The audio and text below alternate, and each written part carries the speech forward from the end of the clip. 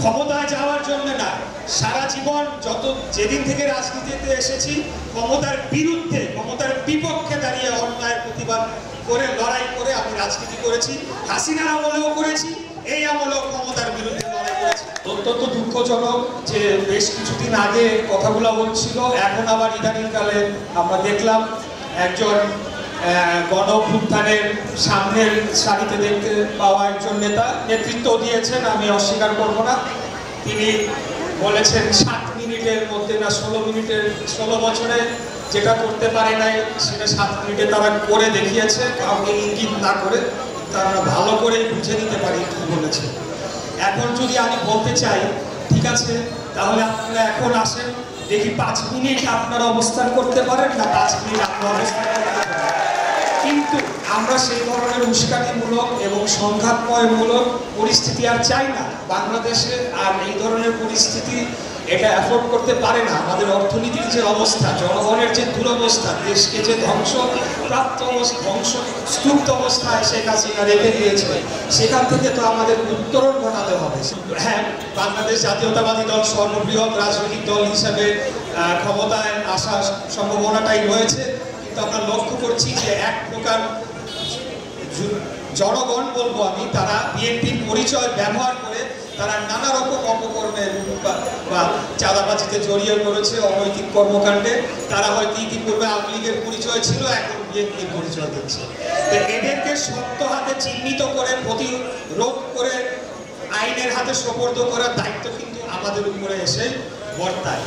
আমাদের দল যদি বাঁচে আমরা বাঁচবো, গাছ যদি বাঁচে আমরা বাঁচবো। অতএব দলের কোনো দুর্নাম হয়, দলের কোনো ক্ষতি হয়, দলের কোনো বদনাম হয়, সেই বিষয়ে আমাদেরকে সর্বদা সজাগ থাকতে হবে। আপনারা দেখেছেন কিছুদিন আগে যে বাংলাদেশের আদালতের সর্বোচ্চ রায়, সুপ্রিম কোর্টের 7 জন বিচারপতির উপস্থিতিতে যে নিষ্পত্তি করে দেওয়া বিষয়টি, সেটিকে সম্পূর্ণ অন্যায়ভাবে যখন সরকার আমাদেরকে তারা বাধা প্রদান করলো, তখনই কিন্তু আমরা আন্দোলনে নেমে এসেছি। আমরা কোনোদিনও জনগণের দুর্ভোগ সৃষ্টি করতে চাই নাই এবং কোনোদিনও এই সরকারের অধীনে মেয়র পদে বসার কোনো আমাদের পরিকল্পনা ছিল না, প্রশ্নই ওঠে না।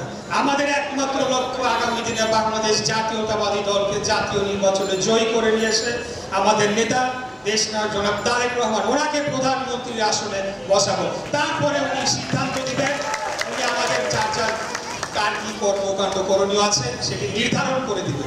কিন্তু যখন একটি নিরপেক্ষ দাবি করা সরকার তারা নিজেরাই সংবিধান এবং আইন ভঙ্গ করা শুরু করে, তখন স্বভাবতই আমাদের প্রশ্ন জাগে যে এদের অধীনে যে আগামী নির্বাচনটি হতে যাচ্ছে সেটি কি শতভাগ নিরপেক্ষ হবে কি না।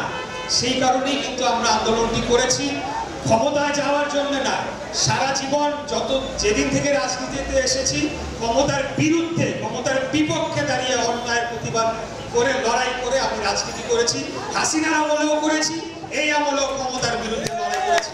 অতএব আমি আপনাদের বলবো, আপনাদের সন্তান যেহেতু আমি, নানাজন নানা কথা বলতে পারে, কিন্তু আপনারা আমার উপর আস্থা রাখবেন। ইনশাআল্লাহ আমাদের নেতাও আমাদের উপর আস্থা রেখেছে এবং আমরা দেখিয়ে দিয়েছি যে কোন অপশক্তিকে দমন করার জন্য বিএনপিকে দরকার নাই।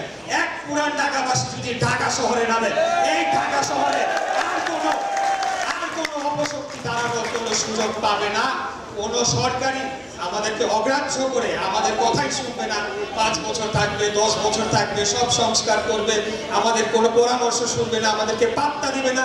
যেভাবে আওয়ামী লীগকে হটিয়েছে আমাদেরকেও নাকি হটাই দিবে, সেটার একটা জবাব দেওয়ার দরকার ছিল। সেই জবাব আমরা দিয়ে দিয়েছি।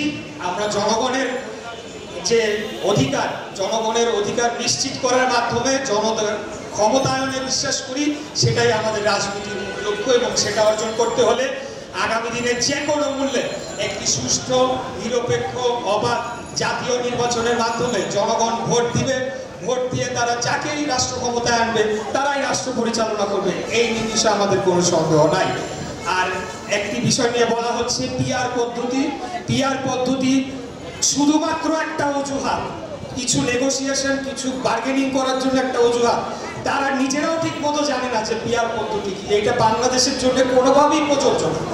আপনারা জানবেনও না যে আপনি প্রার্থীকে, আপনি যখন ভোট দিবেন মার্কায় ভোট দিবেন, জানবেনও না প্রার্থীকে। যখন ভোট শেষ হয়ে যাবে কেন্দ্র থেকে এমপি ঘোষণা করে দেওয়া হবে। তো বাংলাদেশের প্রেক্ষাপট কি তাই? গ্রামে গঞ্জে যারা দীর্ঘদিন রাজনীতি করে যে সকল নেতৃত্বরা বেরিয়ে এসেছে তারা কি নির্বাচন করার সুযোগ পাবে না? অতএব তাদের অধিকার খর্ব করা হবে, ক্ষমতাকে কেন্দ্রীভূত করা হবে। এই ধরনের অপচেষ্টা আমরা রুখে দিব। আমাদের দাবি অবশ্যই নির্বাচন হইতে হবে। আমি তো মনে করি যে যত দ্রুত সম্ভব এই বছরেই পারলে নির্বাচন অনুষ্ঠান করে দ্রুততম সময়ে দেশকে স্থিতিশীল অবস্থায় নিয়ে গিয়ে জনগণের সরকারের কাছে ক্ষমতা হস্তান্তর করতে হবে এবং সেটা করতে আমরা বদ্ধপরিকল্পিত ইনশাআল্লাহ।